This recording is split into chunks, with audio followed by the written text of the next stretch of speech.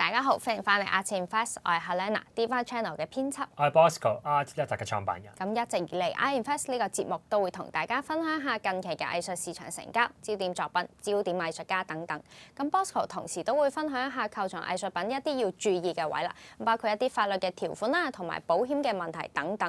咁其實而家買藝術品可以話係非常之方便啦。咁除咗喺香港本地購藏藝術品之外，有時難免都會喺外國見到一啲心水作品嘅。係啦，冇錯，大家都知道咧，自從即係英國脫歐之後啦，歐洲嘅藝術市場咧慢慢由英國咧逐步移去法國啦。咁你都見到咧，近期都有呢個 Art Basel 咧打入咗呢個法國嘅市場，而且都幾成功啊。咁但係喺買賣藝術品方面咧，同當地嘅法律都可能咧有啲關係嘅喎。咁始終咧法國嘅法律體制同香港係唔一樣，咁佢哋行緊咧係大陸法，而我哋行嘅咧係普通法。雖然好似咧即係好多道理都似即係幾相似啊，但係骨子裏咧應該都係有啲唔一樣嘅。咁我哋買藝術品嘅時候有啲乜嘢係需要特別注意嘅咧？香港其實基本上咧冇乜律師咧係專責從事呢個藝術法律㗎。咁不過咧法國始終係一個咧有好多文化交流嘅國家，咁所以咧亦都有律師咧由入行開始到而家咧30年咧都可以淨係做藝術相關嘅法律咧都可以賺到錢獨當一面啦。就好似喺英國可以有律師咧。係真係有一啲律師咧係專責咧係幫啲嗰啲球隊啊打官司嘅，都可以賺到盆滿缽滿。同一個環境咧，基本上咧就冇可能套用喺香港㗎啦。咁既然係咁，不如我哋今集都特別少少啊！請另外一位專人同大家分享一下喺法國購藏藝術品有啲咩要注意咧？冇錯，今日咧我哋好高興咧請到 Mr. Canat，一個咧喺法國從事藝術品呢個法律咧，已經30年㗎啦，亦都係咧喺法國非常非常出名嘅律師啊！呢位仁兄啊，即係個 Mr. Canat 啦，經常咧同法國政府部門啊同埋其他公共私人機構咧合作㗎。等佢咧同你分享一啲關於藝術法律嘅事啦。Hey, Mr. Canat, how are you? I'm fine. And you? I'm good, thank you. Of course. So we have some questions about art law. The first question is that we know that in France, auction houses cannot accept any consignment from artists directly, which is quite different from Hong Kong. So would you please tell me whether there is any other difference in buying art between auction houses, galleries, or even directly purchased from artists? The auction houses in France are very efficient. We have the two best auction houses, which is worldwide. I mean Christie's and Sotheby's. And in France, plus a French company, which is not at the same size, but close to the same size for the French, which is Art Curial. They are the two big actors. In the meantime, there are auctioneers, let's say between brackets, a little bit classic, and it's about 40 people in Paris. There are auction houses in different French cities. I mean Marseille, Lyon, Lille, Bordeaux, and Nice. They are the best auction houses. Everything is working quite well. The results of the past years was for the French unbelievable.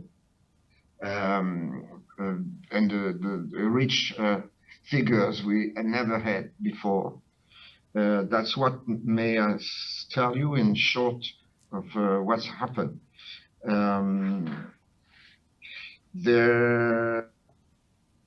know that the auction houses in France are authorized to use private sales. So they sell directly to one specific person with the agreement of the seller. And it works very well. That's the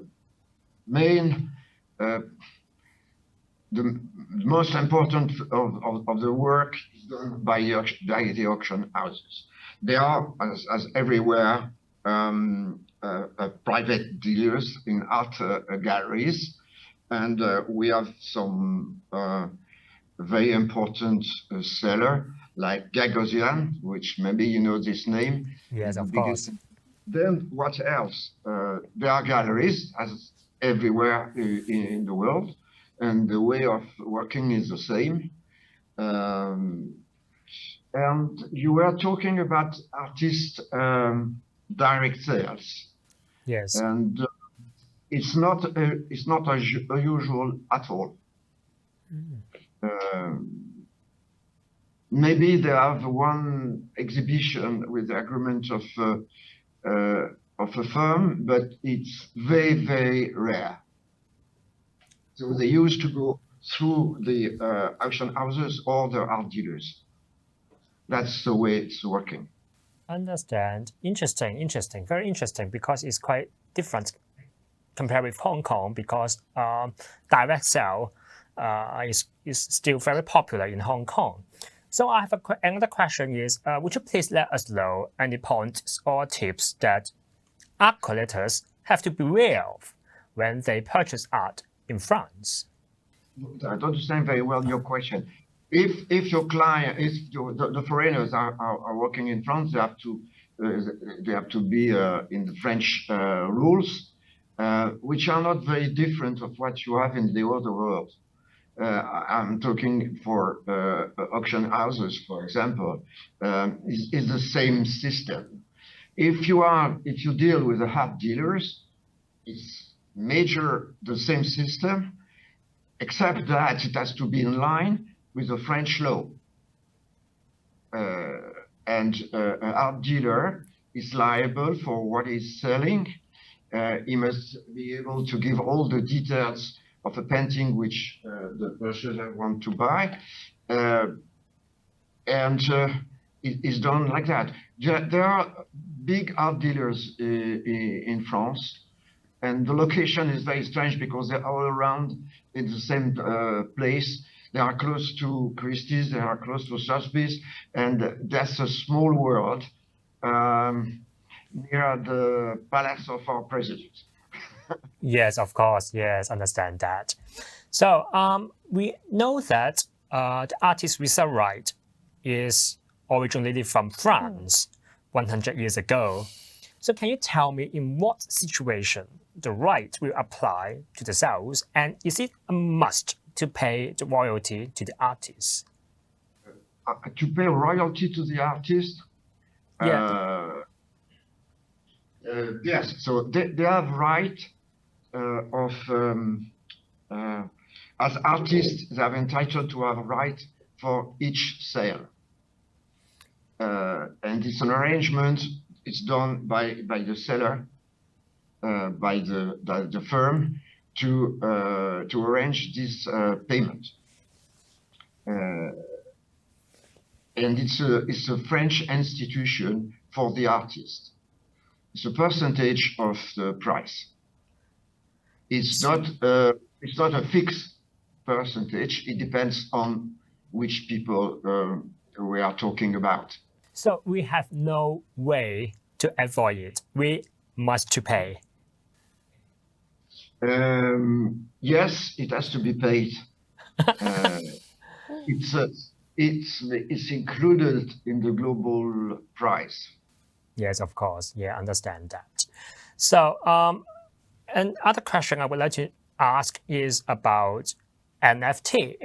You know, NFT has been quite popular recently. And are there any regulations related to it in France? And art collectors must know it. There's no it's true what you say. There is no regulation at all. And that's the good reason for taking a big risk. Yes. It's a market which is without rules. Any special case law in Paris related to NFT, or like argument about maybe the jurisdiction, anything else like that? It's in process in France for the moment, but it's not very, very clear.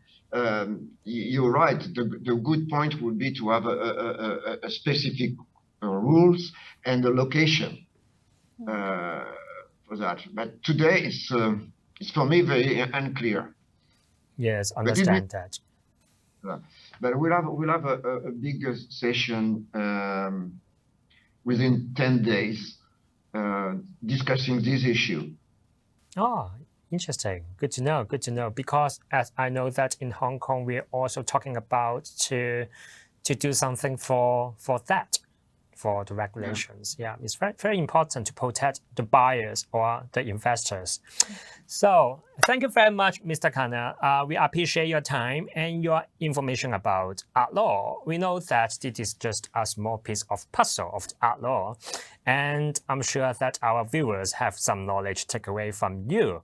So, merci beaucoup for today. 咁啊，頭先啱我哋咧同 Mr. Canat 傾完偈之後咧，得到4樣嘢咧，我覺得好值得我哋 take away 拎走翻屋企，等我哋下次去法國買畫嗰時咧，都有一啲相應嘅幫助㗎。咁第一樣嘢咧就係即係要分析清楚咧auction houses 啦，同埋呢個 galleries 啦，同埋直接同藝術家買賣藝術品嗰個關係啊。